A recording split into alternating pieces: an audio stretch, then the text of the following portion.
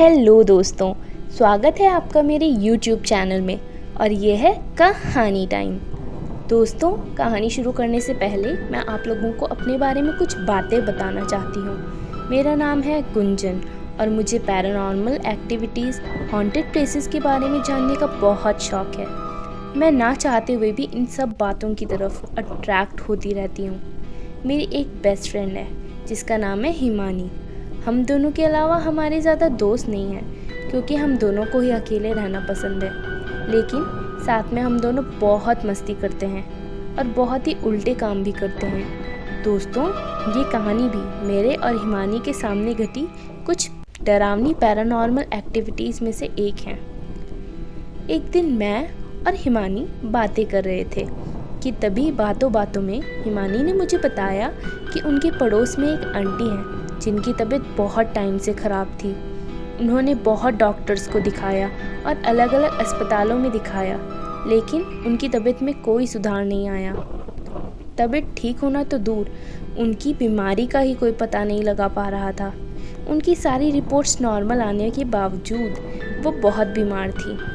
Aunty को पूरा यकीन हो गया था कि वो अब नहीं बचने वाली हैं और जल्द ही मरने वाली हैं। लेकिन दोस्तों, कहते हैं ना, जाको राखे साइयाँ, मार सके ना कोई। आंटी को उनके किसी जान पहचान वाले ने एक साइकिक के बारे में बताया। अब जिनको नहीं पता कि साइकिक क्या होता है, तो मैं उन लोगों को बता दूं कि साइकिक वो लोग होते हैं जिनके पास कुछ असाधारण शक्तियाँ होती हैं जो कि ज़्यादातर लोगों के पास नहीं होती हैं। अगर एग्ज़ाम्पल से समझाऊं तो जो लोग आत्माएं देख सकते हैं, आत्माओं से बात कर सकते हैं, किसी के फ्यूचर के बारे में बातें बता सकते हैं, या फिर किसी के दिमाग में झांक कर ये पता कर सकते हैं कि उनके दिमाग में आखिर चल क्या रहा है। अब वापस कहानी पर आते हैं। वो साइकिक चावलों से लोगों को उनकी परेशानी बताती थी। जी हाँ, जो चावल हम खाते हैं उन्हीं चावलों से वो लोगों को उनकी परेशानियाँ बताती थी।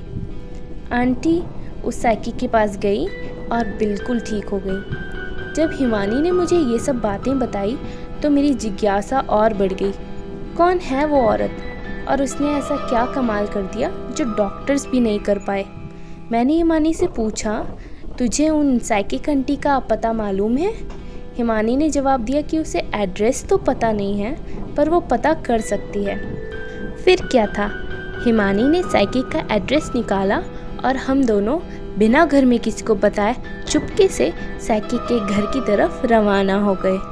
हमने किसी को इसलिए नहीं बताया क्योंकि अगर हम किसी को बताते तो कोई हमें जाने ही नहीं देता। साइकिक का घर हमारे घर से लगभग 16-17 किलोमीटर दूर था। हम दोनों स्कूटी से वहाँ चले गए। जैसे ही हम वहाँ पहुँचे, हमने देखा कि एक छोटे से मकान के बाहर जूते और चप्पलों का ढेर लगा है। हम समझ गए कि आज तो बहुत टाइम लगने वाला है क्योंकि वहाँ बहुत भीड़ लगी थी। हमने भी अपनी चप्पलें बाकी चप्पलों के साथ बाहर ही उतार दी और कमरे में घुस गए। कमरे में घुसते ही हमारे रोंगटे खड़े हो गए। अंदर का दृश्य बहुत ही डरावना था। कभी कोई अचानक से चिल्लाने लगता तो कभी कोई पागलों जैसी हरकतें करता। मैं और हिमानी डर के मारे कोने में बैठ गए। ज़्यादा डर तो मुझे इसलिए लग रहा था क्योंकि हम वहाँ बिना किसी वजह के ही चले गए थे। देखते ही देखते 4 घंटे बीत गए। काफ़ी लोग साइकिक से मिलकर वापस घर जा चुके थे और अब कुछ ही लोग बचे थे। हमारे साथ वहाँ एक लड़की और मौजूद थी जिसका नाम उसने हमें ऋतु बताया था। वो हमसे काफ़ी बातें कर रही थी। उसने हमसे पूछा, क्या आप दोनों दोस्त हो? तो हमने जवाब दिया हाँ। तो वो कहने लगी, दोस्ती वोस्ती सब बेकार की बातें हैं, सारे दोस्त धोखेबाज होते हैं। उसकी ये सब बातें सुनकर हमें बिल्कुल अच्छा नहीं लगा। हमने सोचा ये लड़की कौन है और क्यों हमें फोकट का ज्ञान दे रही है, कि तभी ऋतु का नंबर आ गया और वो साइकिक से मिलने के लिए उसके सामने बैठ गई। अब साइकिक ने अपने हाथों में कुछ चावल लिए और मंत्र पढ़ने लग गई। मंत्र पढ़ते पढ़ते उन्हें लगभग 9-10 मिनट हुए ही होंगे कि अचानक से ऋतु रोने लगी। मैं और हिमानी उसे बड़े गौर से देख रहे थे। आखिर हम इसी वजह से तो गए थे वहाँ, ताकि हम कुछ पैरानॉर्मल एक्टिविटीज़ देख सकें। धीरे धीरे ऋतु और ज़ोर ज़ोर से रोने लगी। अब साइकिक ने अपने हाथों में लिए हुए चावल उसके सर पे दे मारे। उसके बाद ऋतु और ज़ोर ज़ोर से रोने लगी और लड़कों की आवाज़ में बात करने लगी। ये सब देखकर तो मैं और हिमानी दोनों पीछे पीछे खिसकने लगे। डर के मारे हमारी हालत ख़राब होने लगी थी।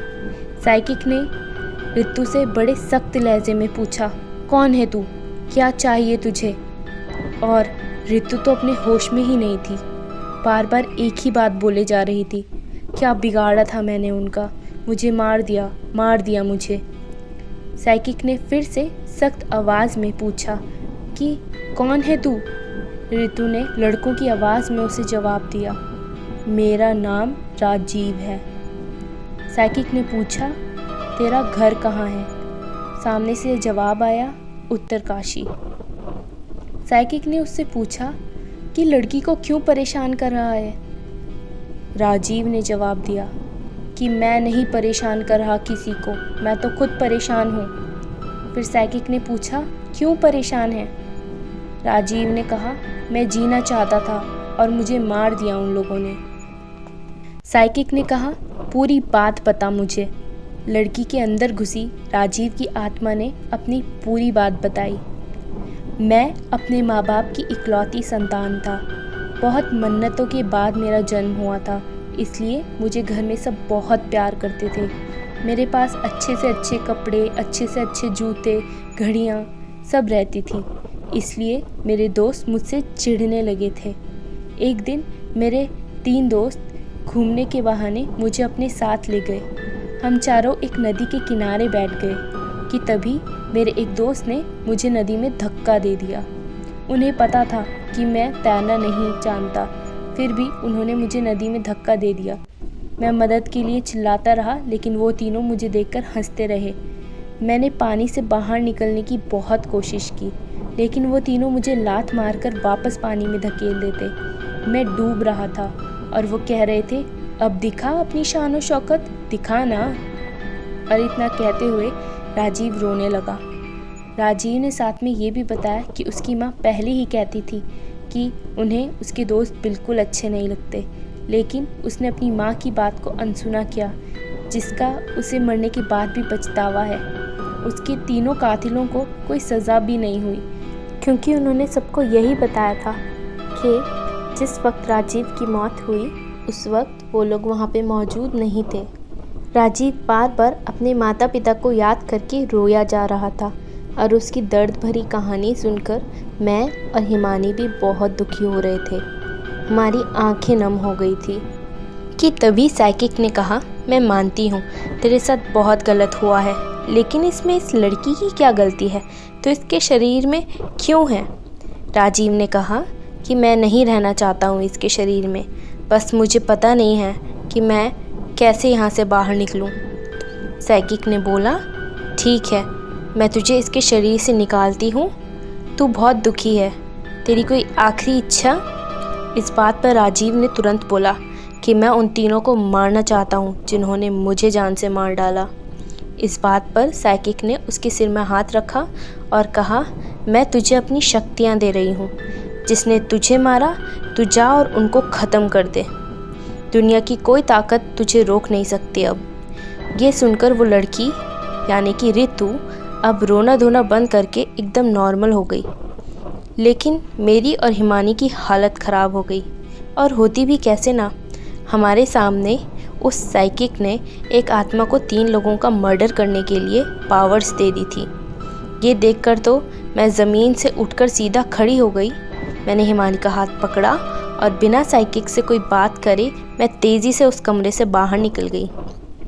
घर पहुंचने के बाद भी मैं और हिमानी इस बारे में काफ़ी देर तक सोचते रहे, और हमें समझ आया कि हमने ऋतु से नहीं राजीव से सारी बातें की, और वो राजीव ही था जिसने हमें ये कहा था कि दोस्त अच्छे नहीं होते, दोस्त धोखा देते हैं।